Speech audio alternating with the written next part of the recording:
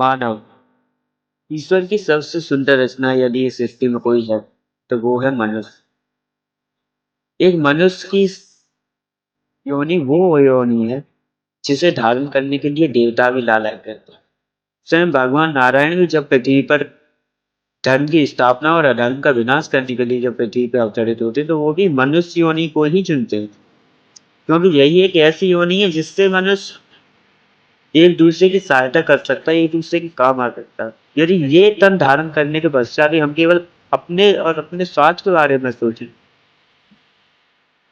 तो हम मनुष्य होकर भी पशु के समझ में। एक मानव को कैसा होना चाहिए, एक मानव की संरचना किस उद्देश्य से की गई है और हम क्या जीवन जी रहे हैं।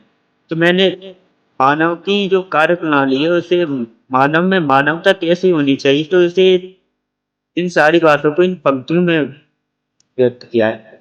तो मैं आशा करता हूँ कि मानव पर आधारित, मानव जीवन पर आधारित और मानवता पर आधारित मेरी ये कविता आपको अवश्य पसंद आएगी। तो पंक्तियां कुछ इस प्रकार हैं।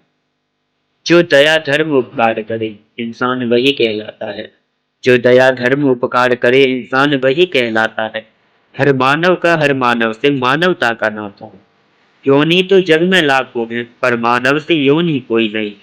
योनि तो जग में लाखों हैं पर मानव से योनि कोई नहीं। सच में वही मानव मानव है जिसमें मानवता सोई नहीं। सच में वही मानव मानव है जिसमें मानवता सोई नहीं। जिसने दया शेष वही बाकी है, जिसमें दया शेष वही बाकी है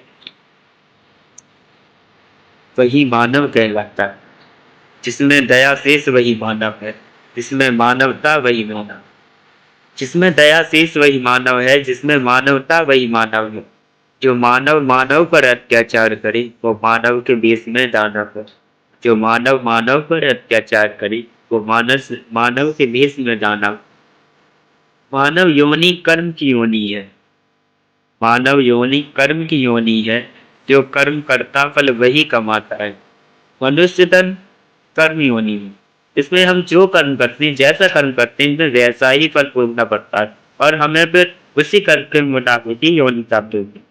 मानव योनि कर्म की योनि है। जो कर्म करता फल वही कमाता है। मानव तन ही वो साधन है जो औरों के काम भी आता है।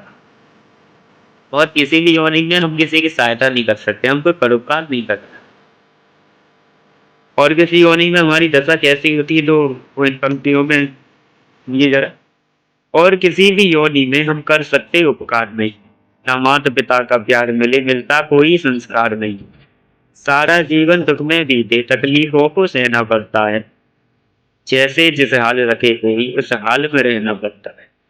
जैसे जिस हाल रखे कोई उस हाल में रहना पड़ता है। मनुष्य योनि के अलावा और जितनी भी योनियां हैं, पशु योनियां, हम अपने यहाँ किसी पशु को पालते हैं तो हम उसे जैसे रखते हैं वो वैसे ही रहता है। वैसे ही रहना उसकी व्यवस्था होती है। हम खिलाएंगे तो खाएगा, हम पिलाएंगे तो पिएगा। और हम अगर उसे कष्ट दें तो बेचारे पर सहन करते हैं। कई जन्मों का कर्म है उदय हुआ तब मिले तुम्हें तन मानव।